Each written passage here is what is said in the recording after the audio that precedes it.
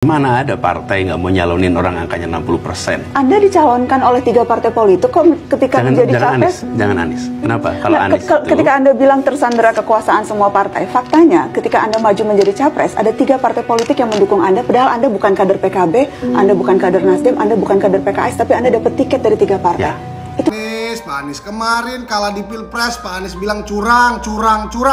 Sekarang gagal nyagup, ya nggak ada satupun partai politik yang mau mendukung Pak Anies. Pak Anies bilang semua partai politik tersandra, ada pengendali kekuasaan. Itu siapa maksud Pak Anies? Arah omongan Pak Anies ini kemana? Anies sudah fix hiatus dari panggung politik, tapi malah Mulyono lagi yang disalahin. Maksudnya gimana itu, Bang? Jadi setelah pendaftaran pilkada berakhir, Anies Baswedan sudah fix nih nggak ikut kontestasi politik tahun ini. Soalnya nggak ada partai yang sepakat buat usung dia jadi calon gubernur. Isu Adi Prayitno benar partai politik tersandra kekuasaan seperti yang dikatakan Anies Baswedan? Kalau itu disebut dengan sandra kekuasaan, saya kira ini adalah sandra yang lillahi ta'ala dan ikhlas, bukan karena ada paksaan apapun.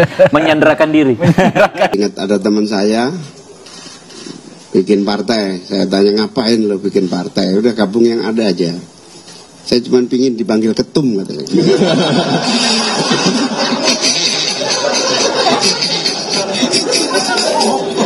Jadi Alhamdulillah kita sama-sama ketum ini, jadi sudah nggak perlu bikin partai lagi.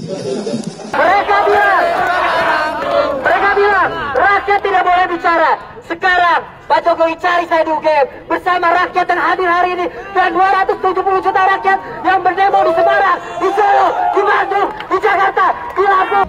Benar Pak Jokowi, orang di video itu adalah saya. Kukira memang menyampaikan aspirasi. Ternyata caleg gagal. Gibran Raka Buming Raka atau anak Presiden Joko Widodo ditangkap polisi atas kasus narkoba. Lagi-lagi isu atau fitnah keji masih tetap ditujukan kepada keluarga Pak Joko Widodo. Ini ingin mempertahankan kekuasaan itu sudah lama. Agak lain Mahfud MD sekarang. Semenjak kalah Pilpres kelihatan aslinya. Ya, baik. Hai, assalamualaikum warahmatullahi wabarakatuh, guys. Dan ya, di sini kita akan mereaction sebut partai tersandra kekuasaan ya, Najwa Shihab, Skakmat Anies. Tapi saat Pilpres Anda didukung 3 partai, Anda bukan kader. Ya benar juga ya kan. Nah, jadi banyak sekali video yang saya rangkum di sini. Jadi tonton video ini sampai selesai, dan nanti ada juga Pak Mahfud bisa dibilang sudah agak lain ya kan setelah kalah Pilpres. Oke, langsung saja ini dia videonya. Saya beri contoh paling gampang ya. Jangan Anies di Jakarta, Ibu Airin di Banten hampir tidak jadi calon wali kota 2 periode. Sukses. Tokoh Golkar, surveinya di atas 50%, 60%. Kok bisa seperti ini hampir nggak bisa maju? penjelasannya yang lain mungkin akan bisa bilang ya memang karena ada konflik internal Golkar. Erlangga baru saja diturunkan, Bahlil kemudian maju dan sebagainya. Ini memang perang internal. Selalu ada penjelasan yang bisa diberikan untuk setiap fenomena politik, Mas Anies. Tidak melulu semuanya kemudian menjadi ini intervensi kekuasaan. Kalau partai memiliki kedaulatan, sudah dari dulu partai itu akan nyalonin. Mana ada partai nggak mau nyalonin orang angkanya 60%? Anda dicalonkan oleh 3 partai politik kok ketika menjadi capres? Jangan Anies. Kenapa? Kalau Anies ketika Anda bilang tersandera kekuasaan semua partai, faktanya ketika Anda maju menjadi capres, ada 3 partai politik yang mendukung Anda, padahal Anda bukan kader PKB, Anda bukan kader Nasdem, Anda bukan kader PKS, tapi Anda dapat tiket dari 3 partai. Ya. Itu kan tidak tersandera kekuasaan, Mas Anies. Kita merasakan persis kenapa berinteraksi dengan pimpinan partai. Saya bersyukur sekali bahwa pimpinan partai seperti Nasdem, seperti PKB menceritakan apa adanya atas situasi yang dihadapi. Dan lebih rumit daripada Pilpres yang mereka hadapi. Karena itu saya sampaikan, saya hormati keputusan untuk tidak mengusung. Saya hormati keputusan itu. Pak Anies kemarin kalah di Pilpres, Pak Anies bilang curang. Sekarang gagal nyagup, ya nggak ada satupun partai politik yang mau mendukung Pak Anies. Pak Anies bilang semua partai politik tersandra, ada pengendali kekuasaan. Itu siapa maksud Pak Anies? Arah omongan Pak Anies ini kemana? Bapak nuduh Pak Jokowi, nuduh Pak Prabowo, yang jelas dong, jangan abu-abu, terang. Jangan karena kegagalan Pak Anies ya, ketidakmampuan Pak Anies meyakinkan masyarakat, meyakinkan partai politik, ya makanya gagal di Pilpres, gagal nyagup, ya. Jadi Bapak salah-salahkan Pak Jokowi, bilang tersandra lah, bilang pengendali kekuasaan lah. Padahal Pak Jokowi partai pun nggak punya. Pak Jokowi itu Pak Anies, dia hanyalah seorang tukang kayu yang berhasil mengambil hati masyarakat. Ya, dia bukan seorang triliuner dan dia juga nggak punya partai kok Pak Jokowi itu Pak Anies. Tapi yang dia punya, senjata dia dalam berpolitik adalah apa? Kepercayaan masyarakat. Nah, itu pula yang Pak Anies belum punya. Kayak kalau Pak Anies punya, Pak Anies menang kemarin bos, ya. Dan kalau aku jadi Pak Anies, aku lebih memilih untuk introspeksi diri. Kenapa mayoritas masyarakat tidak mau memilihku pada saat Pilpres? Kenapa di Pilkada Jakarta mayoritas partai politik tidak mau mendukung dan mengusungku, kan gitu. Daripada mengadu domba, sekarang memprovokasi, menjelek-jelekkan pihak lain, lebih bagus introspeksi diri Pak Anies. Terakhir Pak Anies, kalau memang dari awal Pak Anies melihat partai politik ini semua sudah tidak beres, semua disandra kayak kata Pak Anies, kenapa Pak Anies tidak mengikuti jejak Pak Dharma Pongrekun, memilih menetapkan hati melalui jalur independen? Daripada di akhir begini nggak ada yang mau sama Pak Anies, terus Pak Anies komplain. Aduh, no comment lah aku Pak Anies, pusing. Anies sudah fix hiatus dari panggung politik, tapi malah Mulyono lagi yang disalahin. Maksudnya gimana itu Bang? Jadi setelah pendaftaran pilkada berakhir, Anies Baswedan sudah fix nih nggak ikut kontestasi politik tahun ini. Soalnya nggak ada partai yang sepakat buat usung dia jadi calon gubernur. Isu diusung PDIP baik di Jakarta atau Jawa Barat juga batal karena Partai Banteng lebih memilih nyalonin kadernya. Nah berarti Anies ini resmi hiatus dari panggung politik dan entah sampai kapan nih. Atau jangan-jangan bukan hanya hiatus tapi malah bener-bener bakal menghilang dari arena politik nasional.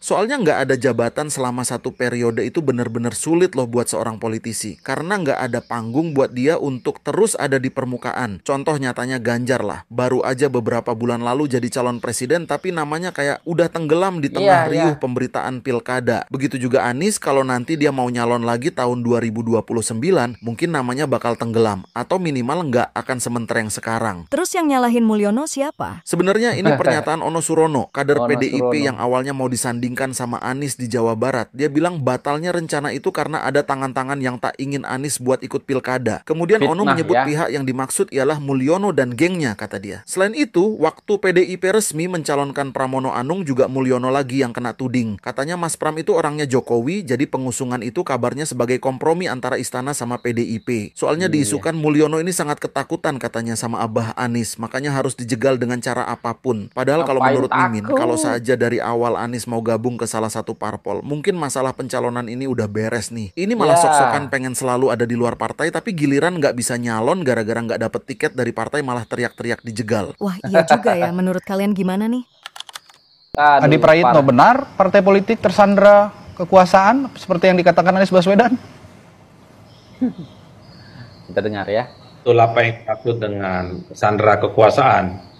Kalau partai-partai itu tidak jadi usung Anies misalnya hanya karena ingin bergabung dengan koalisi Prabowo Gibran di 5 tahun yang akan datang, apakah itu juga masuk dalam definisi sandra kekuasaan?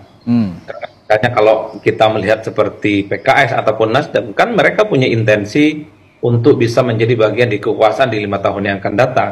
Kalau itu disebut dengan sandra kekuasaan, saya kira ini adalah sandra yang lillahi ta'ala dan ikhlas, bukan karena ada paksaan apapun. Menyandrakan diri.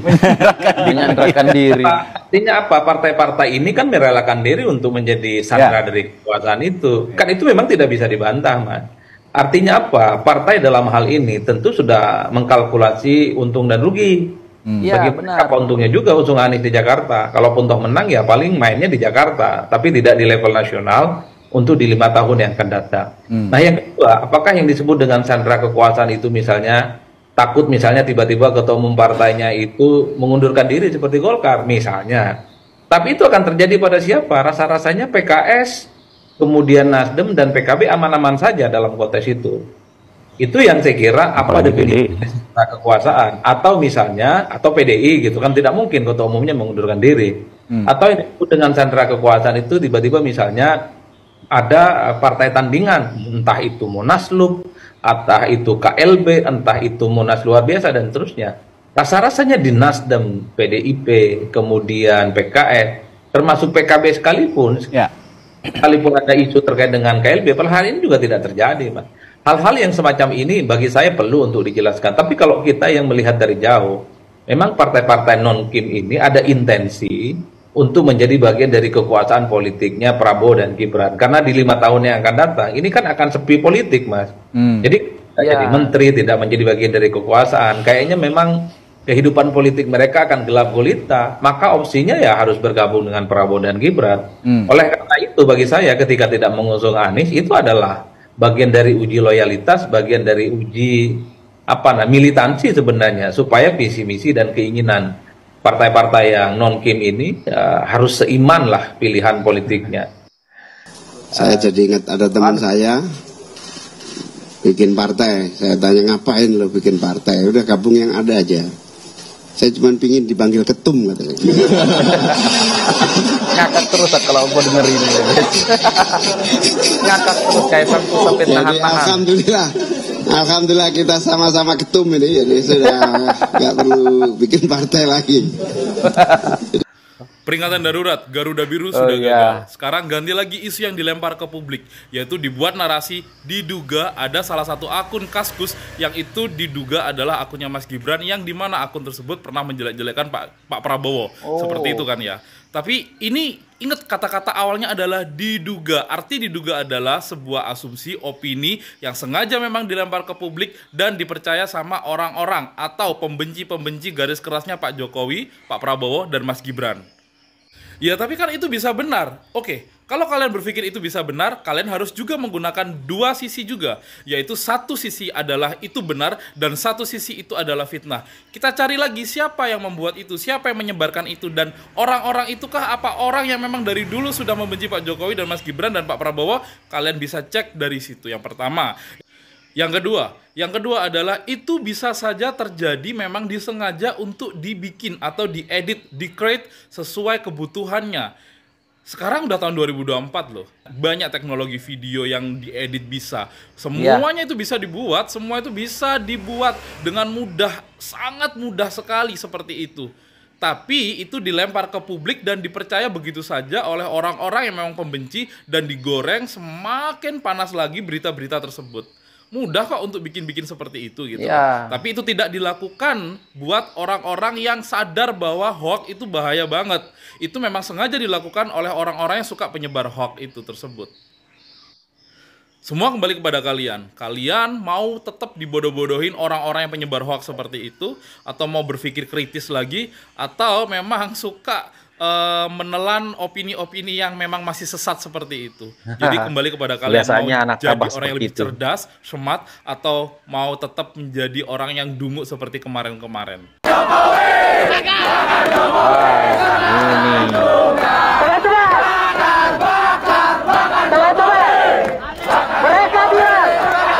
Caleg gagal nih guys. Rakyat tidak boleh bicara. Sekarang Pak Jokowi cari saya di UGM bersama rakyat yang hadir hari ini dan 270 juta rakyat yang berdemo di Semarang, di Solo, di Bandung, di Jakarta, di Lampung, di Kebumen, di Cilacap, di Papua, di Aceh, di Medan. Kami tidak takut, kami. Nah nih, benar memang Pak Jokowi, orang di video memang itu bangsat ya. Kukira memang menyampaikan aspirasi. Ternyata caleg gagal. Caleg gagal dari PDIP. Aduh. Kok bisa ya kayak gitu? Ya mungkin kesal lah karena kegagalan tersebut gitu kan. Iya. Ya udahlah, gimana tuh? Ya sabar aja, nanti nyalon lagi lah ya 5 tahun ke depan. Tapi gak perlu kayak gitu tuh.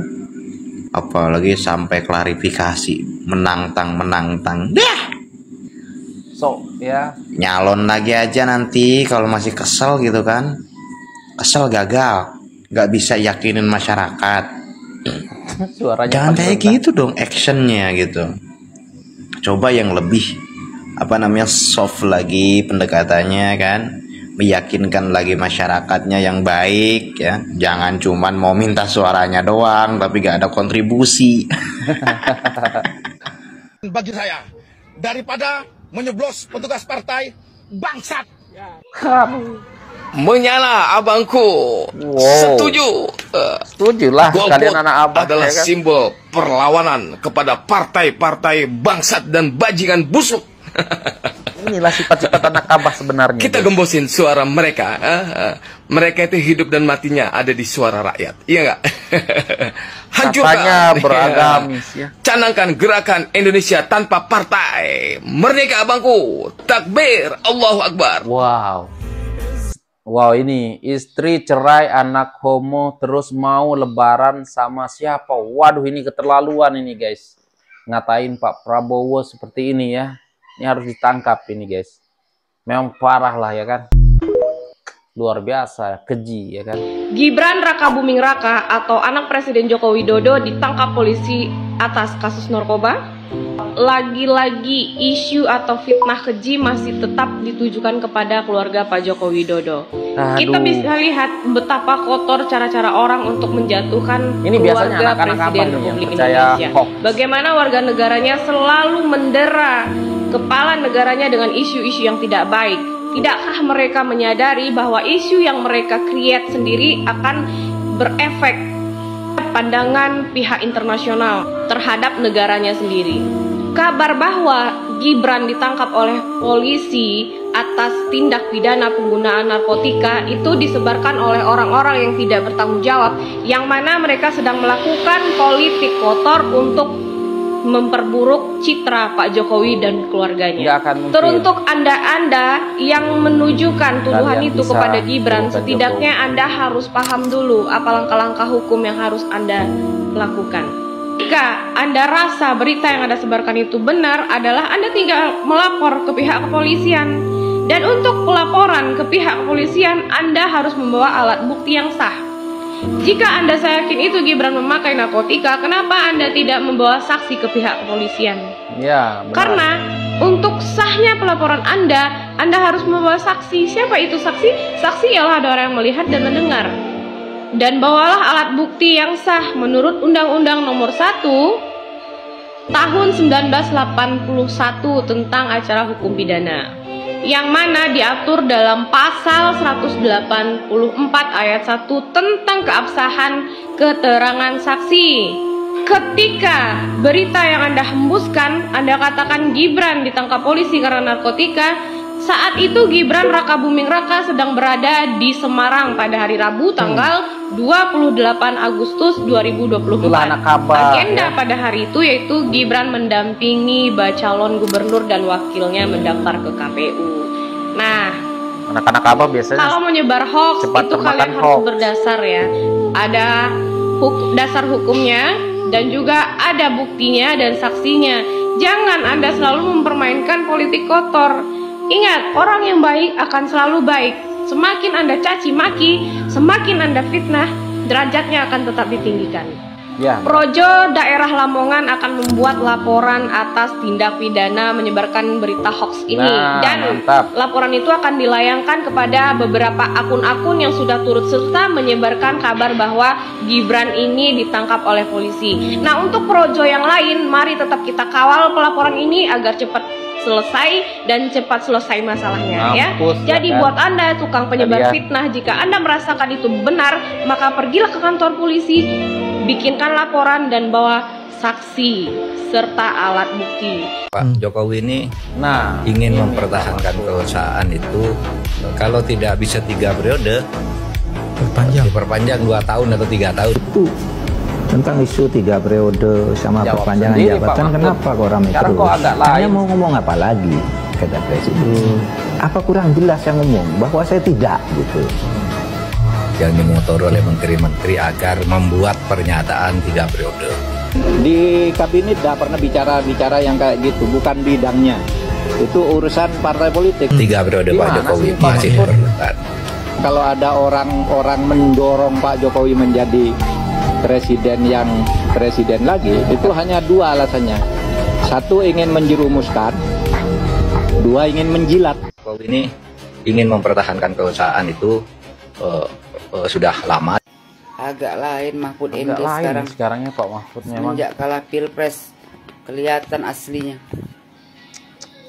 Mahfud MD Itunya Pak Mahfud bilang Jokowi ini ingin mempertahankan kekuasaannya itu sudah lama, dan langkah-langkahnya tidak pernah berhenti. Pertama, membuat pernyataan 3 periode. Partai politik dan Ibu Mega ngelawan sehingga itu gagal. Aduh Put, Bukannya kemarin sudah dibilang Pak Jokowi, ya, bahwasanya Pak Jokowi tidak pernah meminta untuk 3 periode. Sama dengan Anda menampar muka saya. Kan itu udah dibilang Pak Jokowi. Dan diperkuat oleh Puan Maharani. Puan Maharani bilang Pak Jokowi tidak pernah meminta 3 periode. Janganlah fitnah, Put. Kejam kali. Aduh, yang kedua, nggak tahu Anda bilang ya, Pak Mahfud. Ya, kalau nggak bisa 3 periode, Pak Jokowi minta perpanjangan 2 tahun atau 3 tahun. Fitnah lagi. Pak Mahfud bilang karena COVID tuh minta ditambah jadi 2 tahun atau 3 tahun. Dilawan lagi, pokoknya harus pemilu rame se-Indonesia. Kita gagalkan juga. Emang ada engkau gagalkan, Put? Yang ketiga, katanya kalau Pak Jokowi ndak jadi presiden sekarang, presiden bisa kalau Pak Jokowi nggak bisa 3 periode, sekarang masuk ke MK, ya kan? Paling nggak anaknya lah dapat untuk jadi calon wakil presiden. Kemarin kenapa nggak dari awal waktu sebelum Gibran ikut jadi cawapres? Kemarin kayaknya confident kali bahwasanya Anda bisa menang. Setelah kalah baru ribut. Kan udah dibawa juga kemarin ke pengadilan. Ternyata kalian tak menang. Dimenangkan oleh pihak Pak Prabowo. Jadi kenapa keluar-keluar sekarang, Pak Mahfud? Dulu waktu masih jadi menteri Pak Jokowi bilang bahwasanya Pak Jokowi itu pemerintahannya bersih, anak-anaknya juga bersih, ya. Pak Jokowi tidak punya kesalahan. Pak Jokowi itu orangnya taat beribadah, waktu sholat dia sholat. Sekarang agak lain. Anda fitnah pula, jadi tukang fitnah Anda. Kayak jadi mak-mak rempong, tukang fitnah, tukang gibah. Itu makanya Pak Mahfud, pentingnya memiliki kawan-kawan yang baik. Jadi membuat kita lebih baik. Kalau Pak Mahfud berteman dengan orang ini pembenci Pak Jokowi, tukang fitnah, ya kayak gini lah Pak Mahfud. Ya. Tukang fitnah.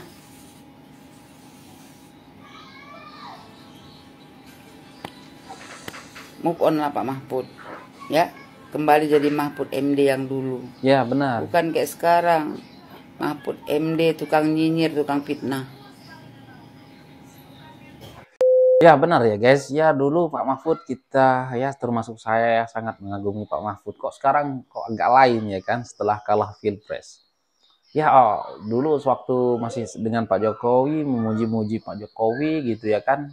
Dan ya karena Pak Mahfud juga lah yang ngomong kalau Pak Jokowi ini sering ibadah lah, nggak sering puasa juga gitu ya kan. Tapi kok sekarang memfitnah.